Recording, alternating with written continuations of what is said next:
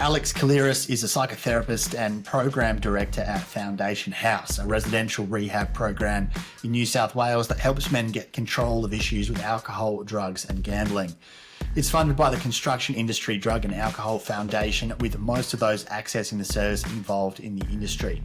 Alex has dedicated the past 8 years to helping men rebuild their lives after everything's fallen apart.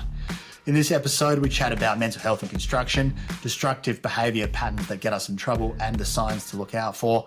And we also look at how rehab works, who it's for, and its transformative potential. This is Alex Kalliris. Welcome to Young Blood, the volunteer video podcast dedicated to young men's mental health. I'm your host, Cal McPherson, and this is a platform for young men and their loved ones to share lived experience stories and show that no matter what you're going through, you're not alone. Suicide is the number one killer of young people, and changing that starts with speaking up. So let's do it. This show touches on some tough topics that may provoke strong emotions. If you find anything in this chat distressing, please do whatever you need to do to look after yourself. Alex, what are the most common issues that blokes in construction are coming to you for? Look, I mean, what we see is two different prongs, right? So we've got our residential rehab, and we've also got our outreach suicide prevention and self-harm capacity building program that we've got on different job sites. So I guess we see two different things, right? Like the substance use, and then we also see mental distress, whether it's long-standing mental distress, and that can range anything from financial issues, relationship issues, issues with children, relatives, parents, whoever it is. We see all that come to light as well. So we see a bit of a spectrum of mental health concerns coming up. And what makes working in construction different from other industries when it comes to mental health? Look, I suppose you got to think of the physical labor on top of the mental labor with that, right? So we're seeing young blokes, from 16, 17 years old getting into this industry where you're getting paid a shitload of money. You don't know what to do with it. So you take out these loans, right? So people are buying these Rangers and Hiluxes and stuff they can't afford. They're getting into debt with housing, whatever it is. But understanding that they've been working, 12 plus hours a day over 6 days, more than likely, right? So they don't understand that can't continue. That is not a lifetime job that someone can be in, right? Like you get to 40, 50 years old, 60 if you're lucky, and your body starts to break down. And that is if your partner hasn't left and the kids haven't left already, right? So we're big advocates of the 5-day working week, which some companies have implemented, most of them haven't. But you're spending 12 hours a day minimum, 6 days a week. You spend more time with people at work than you do at home with your family, with your friends, with your kids, whoever it is, right? So we're seeing mental distress come from that. And that's normalized from an early age, so you don't know any different. They don't know any different at all. And like that, and that's where I think something needs to change. Like it's a top-down approach here. It's not bottom up, right? Like you can't get someone into these organizations or these occupations without any type of financial literacy. And I think that's where a lot of it starts at the end of the day. That, combined with relationship issues, right? Like we're not seeing any type of education going into that field. We're seeing a bunch of blokes getting into an occupation where I've got a shitload of money, I've got a missus, or I've probably got some kids on the way, and I've got expendable income until that doesn't work anymore. And on that, how do cultural influences in the industry encourage various vices? Obviously, lots of expendable income and being young and not having a fully developed frontal cortex. The cortex isn't always the best combination. No, it's definitely not. The culture in Australia definitely emphasizes the drinking, the gambling, and the using, right? Like, back in the day, sure, it was a lot worse, but it's still pretty bad now. It's you go to work, you go to the pub straight after, or you have beers at lunch. Thankfully, there's a lot of organizations and a lot of rules where you can't drink or you get tested, sure, but there's ways to get around it. People know how to get around that stuff. And you don't fit in unless you drink. You don't fit in unless you have a beer with the boys. You don't fit in unless you have a punt. And often it's all done together. We would see it probably drinking a lot more back in the day. Like I said, we still see it a lot. We didn't see gambling as much, and we see it heaps more now, especially with the, sports bet, online betting. They can do it whenever you want. And then the things that they've introduced around betting with your mates, it's all a combined effort. And I get like they're trying to breed socialization together, but you're breeding socialization in a really, really wrong part. It's pretty insidious though, isn't it? It is, yeah. Trying to make it this fun, harmless thing that mates will do to bond together. And it's like, well, if you've actually have any idea about gambling or you've seen it or done it yourself to any sort of extent, you know that that's not often how it actually turns out. No, and it's sad because the majority of people, it does turn out that way. I mean, you've got a group of probably five mates, and you say three of them would probably go on to have pretty hectic gambling stories or histories that probably current behaviors that still go alongside that. And it's really quite sad. Like I've definitely seen clients and I've definitely seen mates in the past that it turns into having a punt with the boys or having a slap with the boys, and then suddenly hear about them doing it on their own. And it's like, why are you doing it on your own, man? And that doesn't happen. Nothing happens from that conversation unless you actually drill into it. And then I just become the annoying bloke because I'm in the field and they don't want to hear it from me either. So maybe talk about that progression from young guys that you work with. Yeah. So look, I've spoken to a lot of people in the past where the gambling probably started just as a social thing, or they saw their dads doing it, they saw their mums doing it, brothers, sisters, whoever it is. And they want to join in, they want to have fun and they want to be a part of. And all of this is around connection, in my opinion. It's they just want to connect with someone and something. And it's pretty easy to do it when you're sitting at pokies. It's very easy to do it. You have a beer, you have a slap, sweet. It progresses really quickly from there when people probably start to win and they brag about it, but they leave out how much they've actually put through the machine. And that's what people don't talk about. Like I hear about people getting these grand jackpots. I had a client recently talk about a grand jackpot, and my next question was, "But how much have you put in?" And they don't know. They put their head down. So it's a constant thing from there. And I guess it's in construction, right? It's just it goes hand in hand because they've got the expendable income to do it. It's not a let's take out a 50 and have fun with the boys. It's I will keep going until I win something, which isn't a win at the end of the day. Yeah.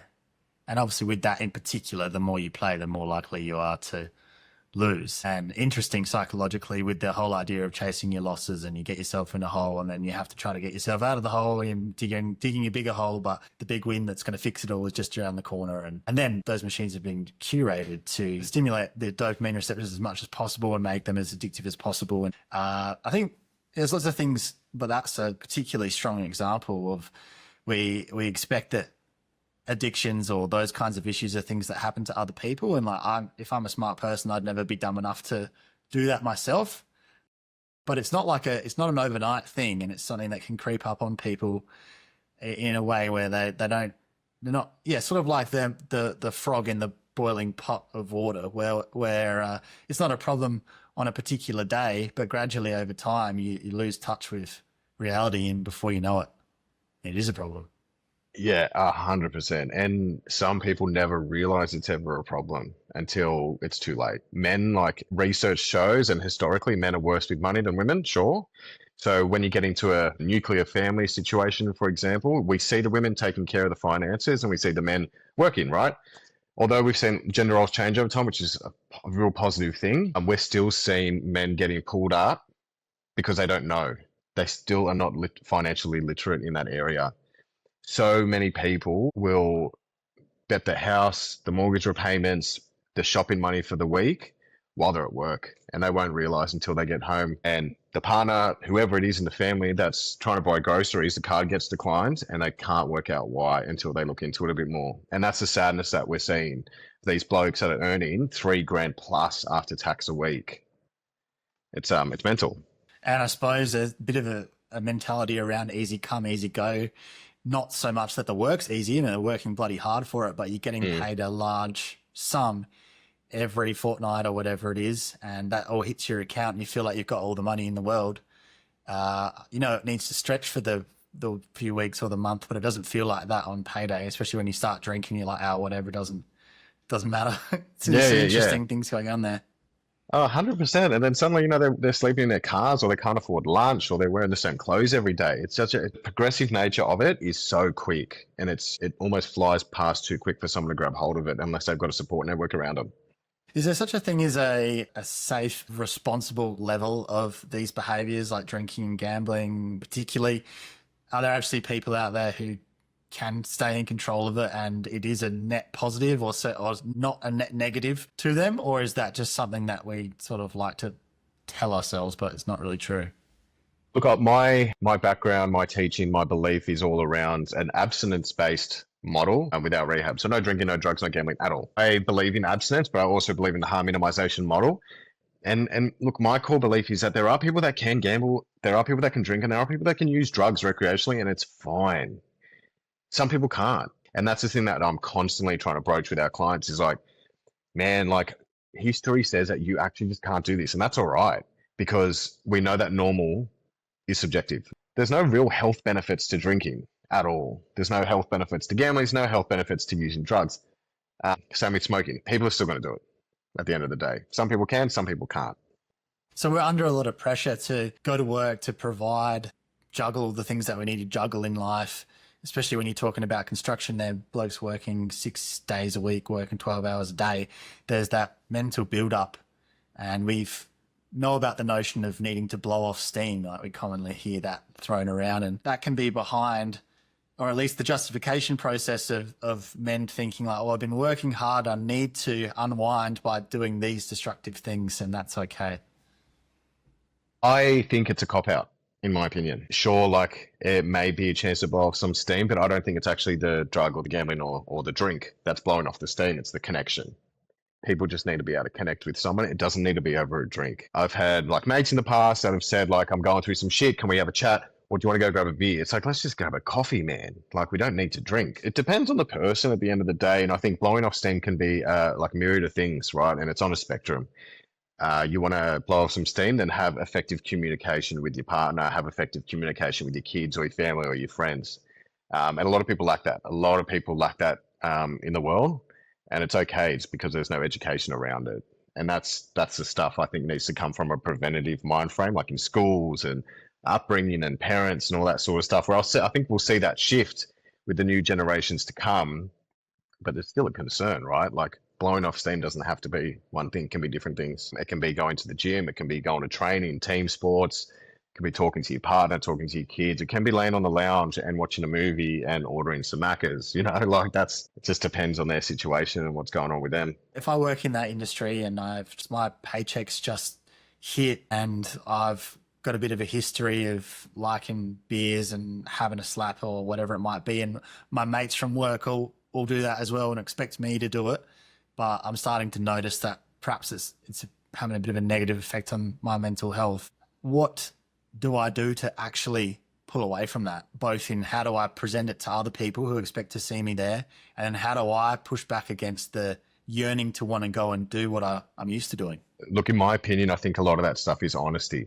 If you're comfortable enough to go out with mates and stuff after work and do all this, have a slap, have a drink, whatever it is for you, and you feel like it's a bit too much for you at the moment, then be honest about it to the people around you. Because people are more understanding. There are groups of people that are definitely more understanding. There's groups of people that definitely aren't. But if you're surrounding yourself with people like that and they can't hear you say, man, I think this is becoming a bit of an issue. I might lay off it. Can we do something else? And they turn around and they say some shit to you, then they're probably not people you want to hang out with, right? Like, and I think that's confidence in self and confidence in what you need to do moving forward rather than just trying to fit in. And we see that like lack of fitting in so much more now. But I think that's where like people our age or people younger than us and people older than us, they need to be able to speak up. They need to be honest and actually say what's going on for them rather than just holding it in and going along for the ride. Do you reckon it's becoming more acceptable and cooler to be sober or to find other things to do with your free time with your mates, just anecdotally from what you're seeing? I think it depends on the group. Like, there's definitely groups of people now where it's like I could walk up to them and say I'm sober, I'm clean, or whatever, and they're like, "That's mad. How did you do that?" Or like, "I'm interested to hear a bit more." But then there's definitely groups of people that'll still say the same thing to you, and they'll have a go at you, and they won't want to bar you.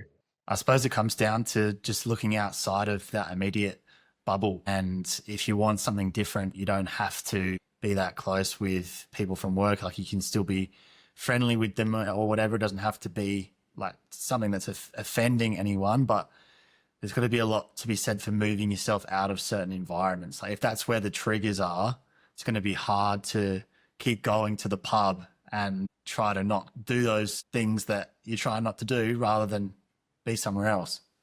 Yeah, definitely. It's incredibly hard. And my hat goes off to the people that can do it, because it would be incredibly difficult. Do you risk the reputation of being a loser? People will call you a loser. And to us, or to me, sorry, it's not being a loser, but to other people it will be. And it's about being okay with that. Like, your people are going to talk shit about you, whether you do it or not. And it's just, which side of the fence do you want to be on? Do you want to be on the one that looks after you, or do you want to be on the one that looks after everyone else around you? So how do you frame that for yourself to get over that fear of, oh, those people might judge me because I don't fit their definition of what's cool? Like, how do I stay true to myself when I've got that decision to make? I think for me personally, like I've got a really good group of people around me. I've got a great family. I've got a great wife. I've got great mates around me, and they are very of the understanding of the person that I am. For example, like my best mate loves sport, loves footy. I can't stand it, and he knows that. So we don't do anything together with that. It's like mad. But like surrounding yourself with people that just get you. Surround yourself with people that understand. And I can say if I was in the industry and working in construction, and people were like calling me a loser for not wanting to do X, Y, Z. It's in my head. I'm like, yeah, I don't care, man. I've got the people waiting for me when I get home. And that's the stuff that like helps me and keeps me going in a way. Support networks. Yeah.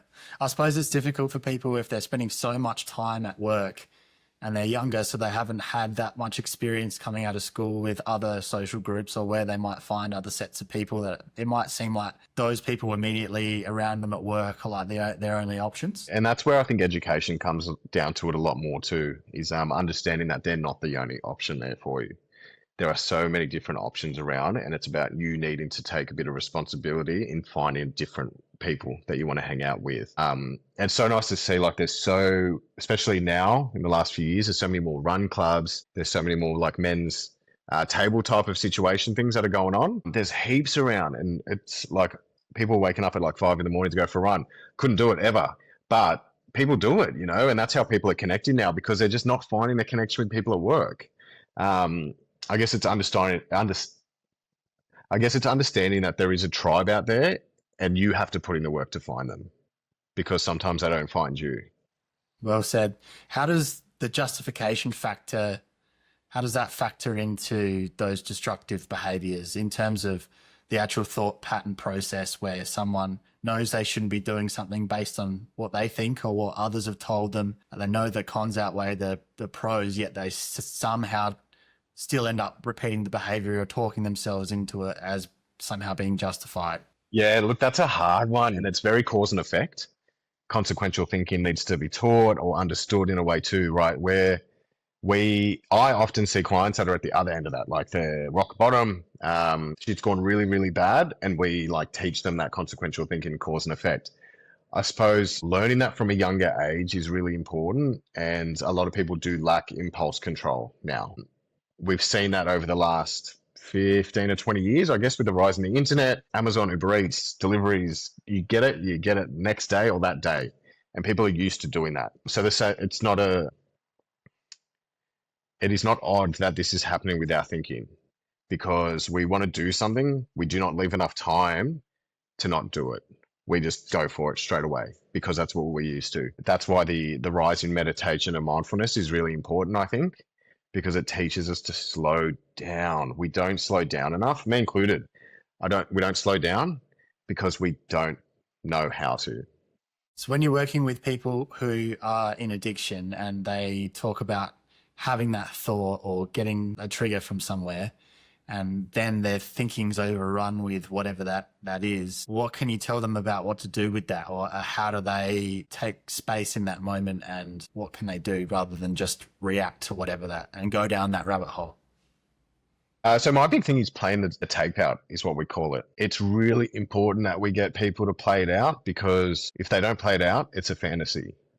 So often if I get clients coming up to me in the rehab saying, I'm going to go, I'm like, all right, sweet, where are you going to go? And they'll say, I'm going to my mate's house. What are you going to do when you get there? And they're not clicking as we're asking these questions because they're so deep in the fantasy that their mind's already told them what's going to happen next and how it's going to go. But when they say it out loud, the story changes because then it turns into, I'm going to get a bag. Where are you going to get it from? This person that I know. How are you going to get there? I'm going to drive there. Sweet. How much is it going to cost you? It's a full holistic thing, right? Like financially, physically, mentally, emotional, destruction, and then what happens from there. And it's a predetermined result with pretty high accuracy. Yeah, I mean, that's insanity, right? It's the repeating the same behavior and expecting a different result. And that's the stuff that we very much repeat every month in the rehab.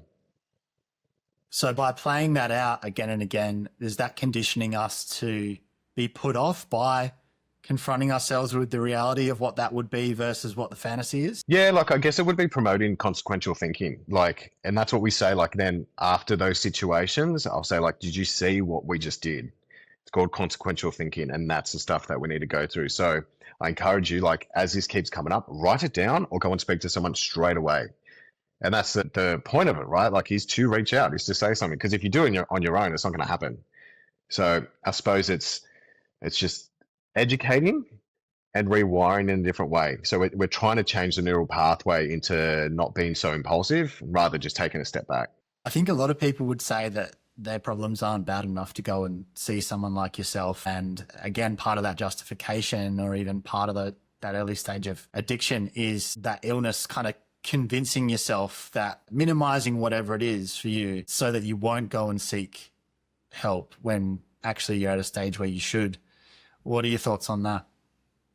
Yeah, I mean, look, this is why we have our two different parts of the program is the rehab and the outreach side. It's like you might not feel like you're bad enough for the rehab, so let's do some counseling first to nip it in the bud, you know? We get people coming into the rehab that don't think they're bad enough when their stories are pretty hectic. And I believe it's a part of the disease model too. It's convincing yourself that things aren't too bad, so I can keep going with it. And a lot of people downplay it because if you're already reaching out because you're a bit concerned, it's probably bad enough at the end of the day. Might not be bad enough for an inpatient stay for 28 days, but it's definitely bad enough to do something about it. What are the warning signs that things are getting out of hand that we could pull ourselves up on? So this is two different minds of mine coming together because I've got a history in psychological science and I've got a history in addictive behavior. So I go between the two with harm in and abstinence. But if we look at the DSM-5, there's a criteria for substance use disorder. We can pick parts of it out, sure. But I think the main things to look at is loss of connection with those around you, spending too much than you probably should, using too much than you probably should, drinking too much than you probably should, financial issues that arise, people having a go at you, people pointing it out to you. Tolerance is a big one. So building your tolerance around drinking and drugs and you have to use a lot more than you previously would is a big indicator too.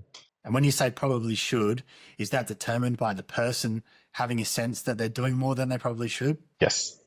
So we look around the people that are around us, right? And we can determine how we're going from that. It used to be really cool back in the day, like I'm the one that can drink the most, I'm the one that can use the most, or I'm the one that bets the most. But I think that's shifted a lot, which is good. And people won't have as much hesitation to point it out anymore. What do you see a lot of in terms of commonalities of blokes coming to you?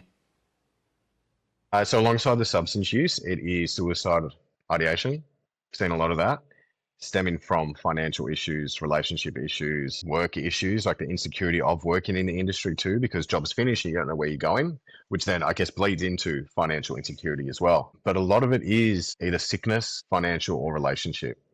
And the substance abuse and gambling, how much does that feed into the suicidal ideation side of things? A lot, but different to what we would normally see in a way. So what we find is people that use substances are more likely to accidentally OD rather than suicide. It depends on their situation. We're seeing it a lot more now because we've got harder drugs, in my opinion, too. So we're seeing a lot more rise in fentanyl, using harder drugs from a younger age to feel something too. Heroin use, not that much on the rise, but ice is huge. A few years ago when we were doing the stats in our rehab, we saw ice and alcohol neck and neck with the primary drug of choice, which is unheard of. You see alcohol constantly, but you don't see ice. It's insane. So we're seeing the normalization a lot more of drugs like that. And it's also got to do with undiagnosed mental health concerns such as ADHD, ADD. People are self-medicating. And how are people going with the rehab side from ice with the psychological addiction and the physical addiction to it? Do you see many people actually managing to get off it and stay off it? Yeah, look, it's hard to measure. I mean, people would always say to me, does the program work? And I'm like, well, I don't know. People leave and their lives get better. That's a win for us. That's all we want. If they pick up again, that's not a failure. It's just, I always ask a client, they'll come back. On our relapse prevention night, we'd run once a week and they'll say on one day, I'm like, sweet. How you feeling? It's like, I'm all right, I feel a bit shit. Is your life better? Yes. Beautiful. That's all we want. Your quality of life is improved. It's hard with ICE. We know how long it takes for someone to actually land when they get in our program. We ask for 14 days clean from ICE before someone comes in, which is different to the 5 days from every other drug, because it just takes someone so long to settle. They're still going and going and going and going. It's a race in their own mind. And like I said, undiagnosed mental health concerns, which I believe they're self-medicating with ICE. It's a lot harder because we can't get access to psychiatrists in the public system. So we can say, this is probably what's going on for you, but we can't do anything about it because we can't access anything. Talk about peer-led support and how that works in your program. Yeah, so our program is 12-step based. We have acceptance and commitment therapy in our program with registered counsellors, psychotherapists, social workers. We've come a long way in the 25 years we've been open, but we still have kept the 12-step base because it's so important to have a peer-led support system for people when they get out.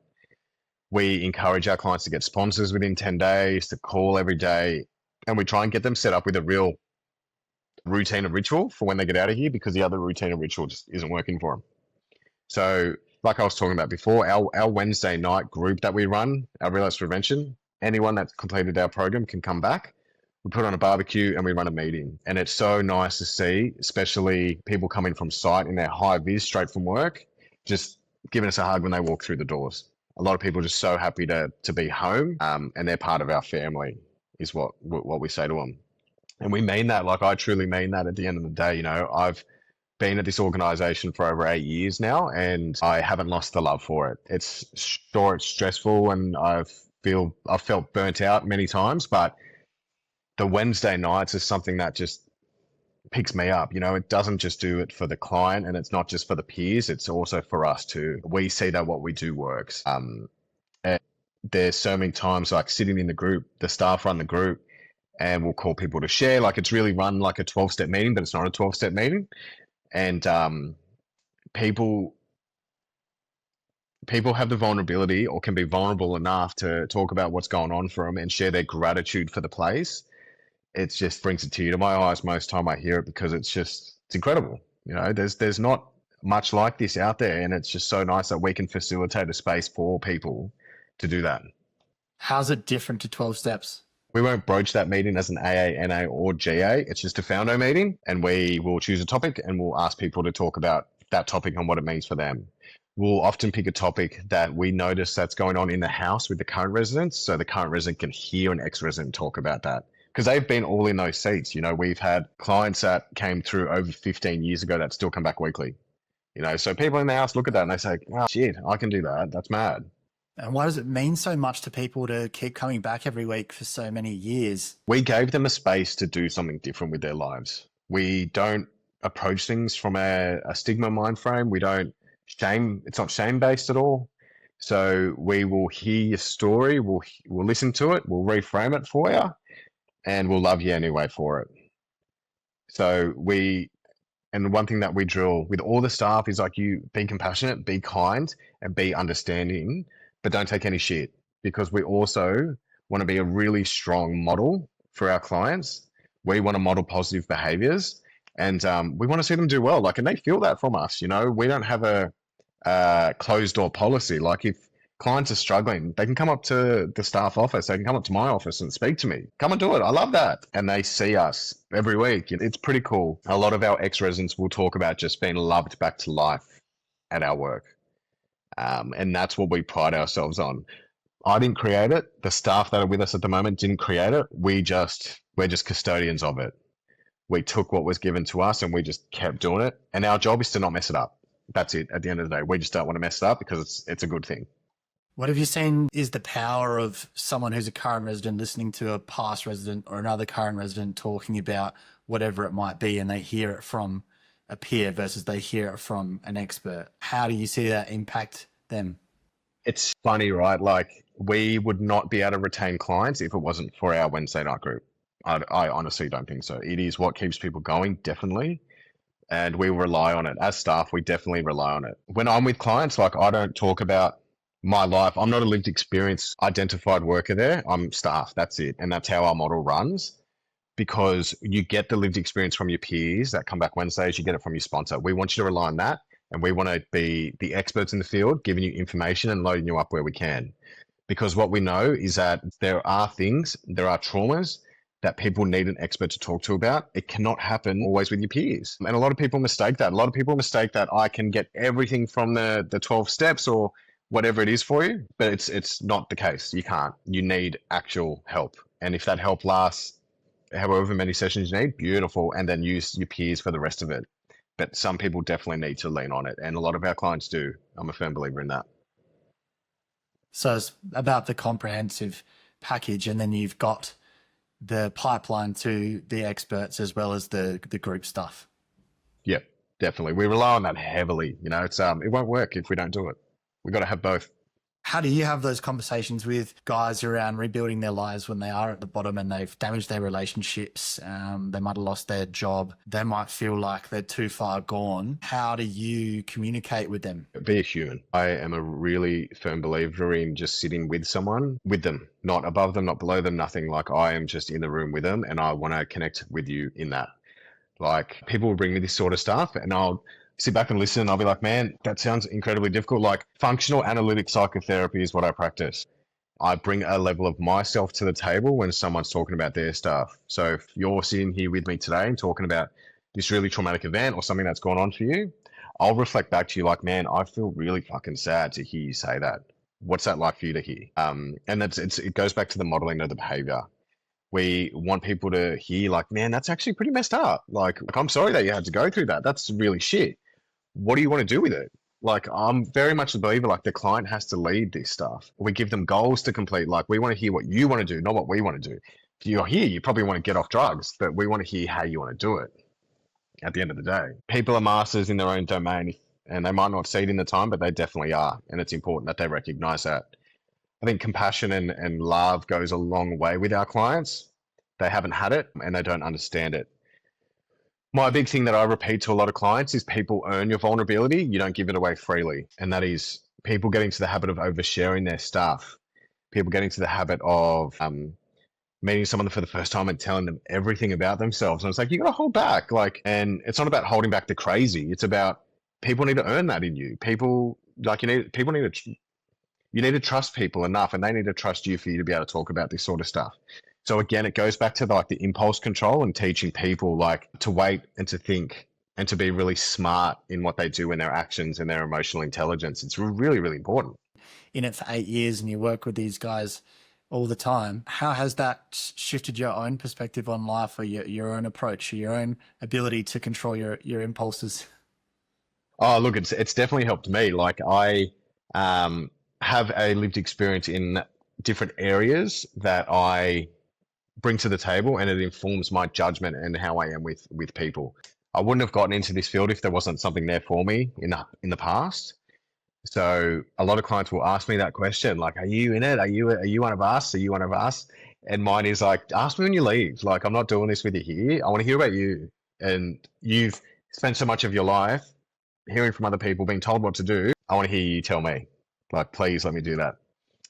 But I guess going back to mine, right? Like, I let my lived experience inform my practice all the time. It needs to. It was really heavy for me the first few years when I was doing this work, because I threw a lot of myself into it. And I've learned a lot of boundaries. I've learned how to switch off. I've learned when to take the hat off, because it's hard to do. You know, I worry a lot, and I have genuine love and care for our clients that come through. And I've realized and I recognize that needed to stop at a certain point.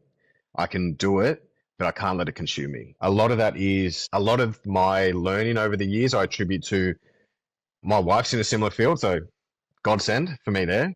My friends, my family, and also the people that I work with. I see a clinical psych every 3 weeks for supervision too, so I can understand fully, like, am I still doing the right thing? What do I do here? And I bring her stuff, and it's really, really important. And every therapist needs to see one. Every psych, therapist, counselor, a peer worker, I believe, should see one as well. It's really important that you're not a silo and that you are checking these things out with someone else. And also my bosses, both previous and current, have been incredible supporters of my work, and I've always felt comfortable to come and bring stuff to them. So A lot of different areas have helped me out. And I think having a kid has definitely shifted a lot of my what's important and what's probably not important for me at the moment. Do you mind sharing that lived experience or part of it? I grew up in like this world that was people using drugs was quite normal. Like it wasn't my immediate family, but it was quite normalized for us. And that was like, I didn't have an issue with it. To be honest, like it terrified the shit out of me when I was younger, but I'm so grateful for it because it informs everything I do now. Hearing like mental anguish, situational distress, suicide ideation, drug use, whatever it is, like it hits really close to home for me in a lot of different ways. And part of that is people that I've been really close to, and part of that is my own experience as well. And I don't think you get into an industry like this without any type of lived experience or a reason, your reason why you do this. I don't think we wake up one day and say, you know what, I'm going to work in a rehab. That's mad. I've always wanted to work in this field for as long as I can remember. And I'm a huge advocate for the change because I saw the right way to treat someone that's using, and I saw the wrong way to treat someone that was using. So that lived experience, I am so grateful for because it shaped who I am today. Yeah, I thought it was important to cover that because I agree with you that you wouldn't get into that kind of space without it having a really personal impact on you. That's why I do the podcast, because of my experience with suicide. Like, doing something like that, I mean, you're not talking about just any job. Like, it's got to come from that kind of a space. Yeah. Yeah, thanks for sharing that. I thought that was part of the story. So just on that, with the right way and the wrong way to treat addiction, why is it important to focus on purpose and values and not just getting through the day? If you focus on getting through the day, whether you're using or you're not using addict, it's boring. Like, what is this life? It's like, okay, I've stopped using, I've stopped drinking, I've stopped gambling, and I'm just going to make sure that every day I don't do that. Cool. Like, that's fantastic. Sure. But what else are you going to do with it? Like, think about it, doing it. Well, yeah, right. Like I'm going to think about it, but I'm not going to do it. Like, shit life, man. Like, and I will say that to the clients, like, you are not coming here to make this your life. You're coming here to learn this, to build your new life or fix your life. Like, I don't want you to be doing this every single moment of every single day.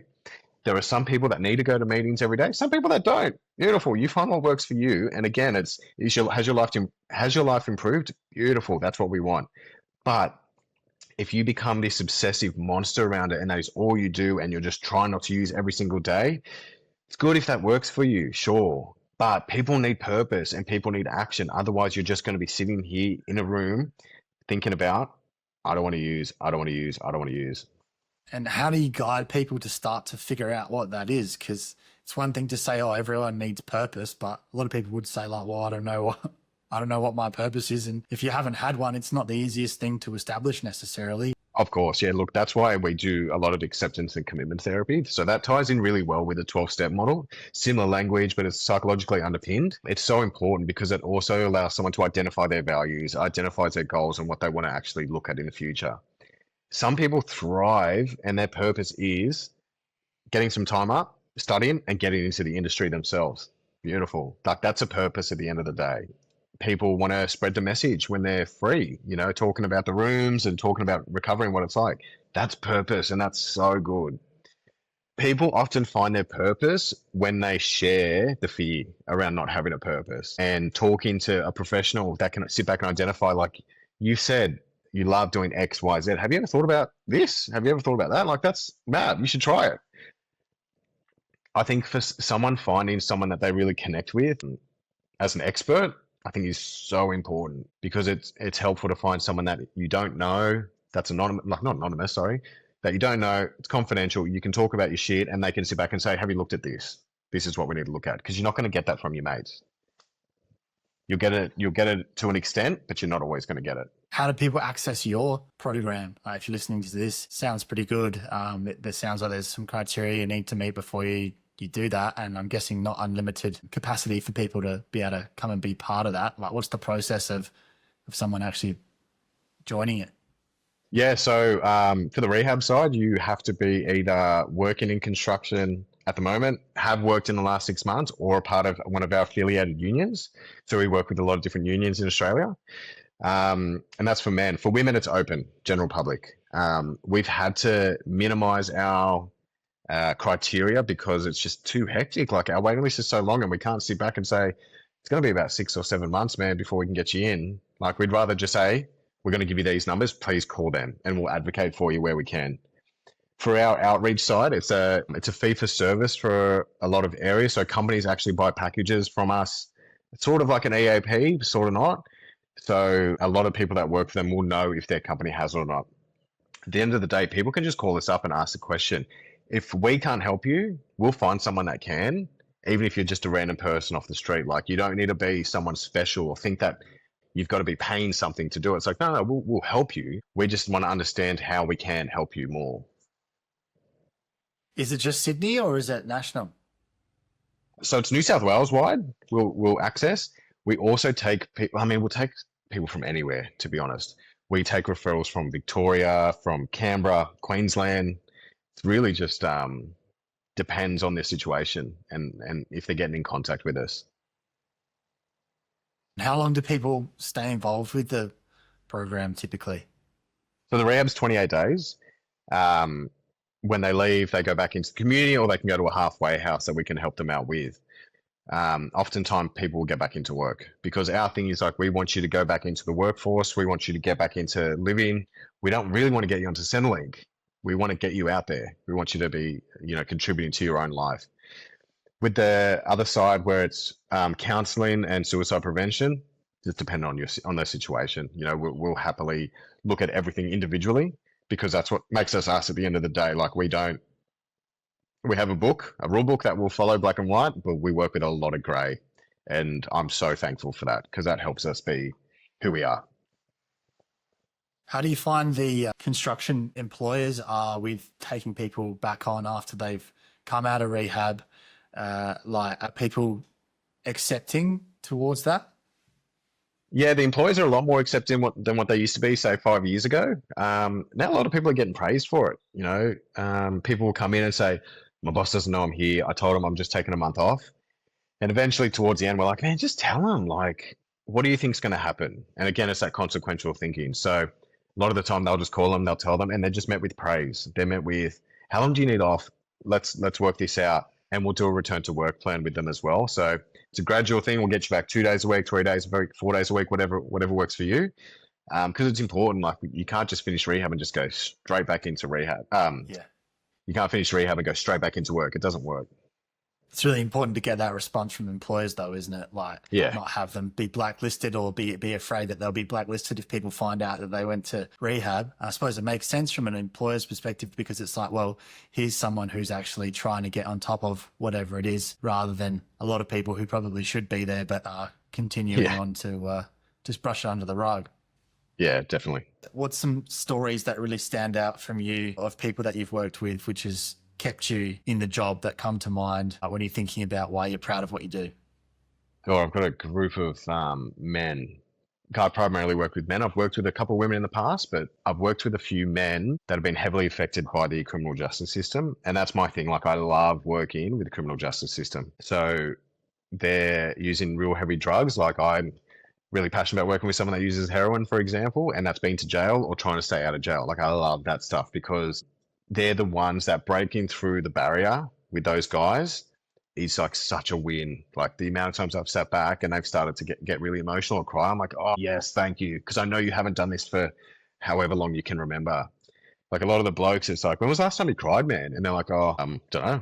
I'm like, all right, sweet. We're going to change that. So there's like one client in particular that comes to mind and he had a long history in jail and came to us and like he reminded me of so many people in my life and I just instantly felt that pull towards him and it was like, oh, I want to help this bloke. I need to take him as a client. No one else touch him. I get really like protective of him and just hearing him get emotional with me and talk about some really heavy stuff and for him to sit back and be like, I don't tell people this stuff. I don't want to tell people this stuff. I'm like, sweet, you don't have to, but you've told one person and that is hectic. Just giving him a platform to do that. And like since then, I know he's had a kid. I know he's got contact with his kid. He's not with the partner anymore, but he's living life differently. He hasn't been back inside. A lot of my work is undoing what the criminal justice system does to people. And a lot of my job is undoing what society does to people at the end of the day. So when I get that win and I see someone on their graduation and they're emotional and they're thanking everyone and they get up and give you a hug. Like that is, I say that to all the staff, like go to the graduations and just sit there. Like you need to see this happen. Otherwise you'll burn out because you won't understand what this is for. What does that make you think about nature versus nurture and the situations that people find themselves in? Yeah, it's a hard one, eh? Like I flip in between nature and nurture a lot. I think I'm standing with nurture more. Like intergenerational trauma, parents, upbringing, societal norms, all of that sort of stuff just affects people so deeply, and we still don't recognize it enough. You know, whether it's a lot of people that are mental health has been diagnosed incorrectly or poorly, self-medicating, like that is, I need to fit in with a certain behavior and I'm not fitting in with that normal. I think that affects people so much more than what we realize. Low socioeconomic areas, and they're just treated like trash. And it's people will constantly slag them off. And it's like they've had no start in life and they're doing this. What do you expect? Like, what does society expect from these people? They expect, get on Centrelink, you're smooching off me, great, just get a job. It's like, thank you, but that is not that easy. It is not actually not that possible for some people. When you've been brought up in a life full of crime, drug use, alcohol, gambling, whatever it is, that is your coping mechanism. That is what you'll go to all the time. And it is idiotic for people to assume that they can just change it like that. It is not that quick. It takes a lot of people a lot of time to change behaviors and to rewire neural pathways. Like neuroplasticity is a fantastic thing, but it doesn't happen instantly. People need time and they need actual assistance. You go to, and I'll focus more on the lower socioeconomic health, right? Like the government, when they were doing housing for New South Wales, they clumped them all into certain areas and wondered why these areas are horrendous. It's like you put maladaptive coping mechanisms with the same, you're going to have the same thing, worse. I think there were a lot of mistakes in the past, and there continues to be a lot of mistakes in how to help someone that doesn't have any money or have any resources to help themselves. We see there is a shortage in psychiatrists, there's a shortage in psychologists, and it's all money. It's all money. People can't afford it, and people don't want to work for less than what it's worth because it is a ridiculously intense field. I constantly look online, like on LinkedIn, and jobs that come up and stuff, and I'll get really curious. I'm like, how are you paying someone this low for this such an intense job? It just makes zero sense to me, that stuff. So I think this is a real top-down approach where things need to change, and it won't change unless there are actual accessible interventions that people can go to. Because waiting at Centrelink, I don't know if you've ever waited at Centrelink, but I was there a few months ago. Oh my God, like it has not changed in 15 years. It is still the same thing. Accessing methadone, it is still the same thing, and all you are looked down upon. And you go into this room that might as well be a dump, and you've got to sit there with other people that are just as angry as you, and then you're just put back in your bubble as a junkie, and that's it. And then, so why would you change if that's all society thinks of you? So very long-winded response, but I think nurture does play a big part, and it's societal norms that are definitely destroying people in a lot of areas. It's so important for people to feel like they are valued and that people care about them and they're not just a waste of space. And if you grow up with that feeling hanging over you, or you come into it during your life, it's difficult to get past that low sense of self-worth when there's people constantly reminding you of it.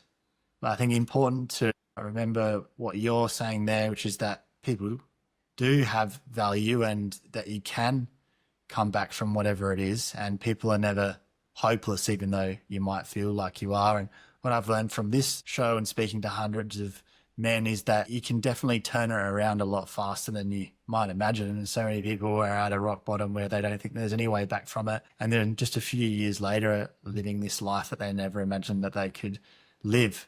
So it can happen relatively quickly, but no one can do it alone, and that support needs to be there, and there needs to be those avenues for people to be able to reach out and actually go and see someone and get support to find the service that they need within a reasonable time frame, where it's not just like, oh, well, if you manage to get to a doctor, you got to wait for that appointment, then you got to go to it, then you got to get the plan, then you got to go find a specialist, and then you got to get along with whoever that psychologist is and that sounds very overwhelming very quickly. I think rehab programs and programs like what you're involved in, that sounds crucial, especially with the capacity for relating to people and having that language there and making people feel safe and comfortable, and not like they're in Freud's office where they're being judged and looked down upon, and here's all the things that are wrong with you, you cretin, you should do this instead. But just coming and talking to a bloke like yourself, and they just feel like they're talking to a mate or someone who's not judging them for once. Like that's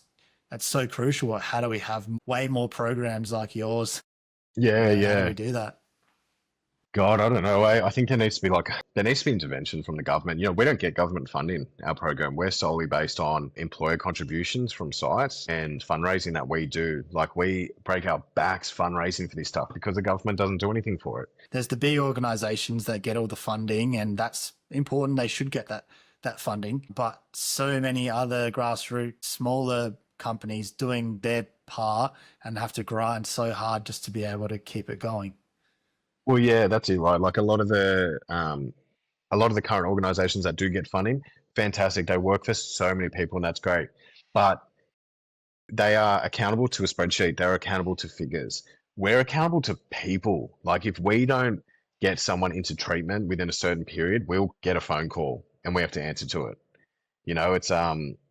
It's a bit hard. People do slip through the cracks. They're going to slip through the cracks in every organization. It's a bit harder, I think, for people to slip through ours because we'll hear about it. And I don't want to get a phone call from someone saying, "What are you doing with this bloke? Why hasn't he been addressed?" It's like, no, we want to do it. And we want to get a thank you. We don't want to get a screw you, But that's how it should be, where you can see the person on the other end who's either going to benefit or suffer as a result. And that's why it's important to put people's faces to it, and for you guys to be there on the ground, actually being there to support people rather than just seeing them as a number. Because when we see people as figures or stats on a page and we don't have that personal story or see the need in them, it's easy to ignore. But yeah, I think it does come back to government funding. And so they put $32 million into the latest budget, which is mostly going to Movember, which is good. Like, it's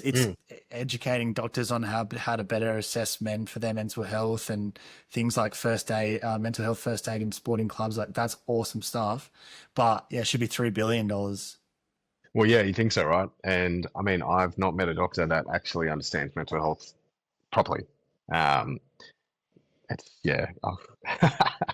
will just turn into a rant about doctors in a sec.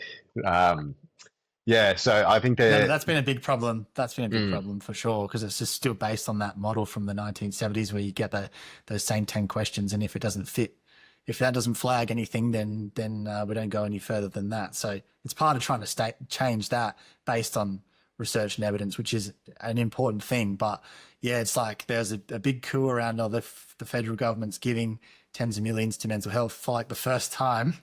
Yeah. But that should be a given, and it should be a lot more, and it should be a lot more widespread. Oh, it definitely should be. I mean, the more money that goes into interventions like ours and like Movember and all that sort of stuff that's around mental health, the better. I mean, like, the government needs to understand that if you put money into this, you are going to get productivity on everywhere else. Like, on your sites, you're going to lower the burden on the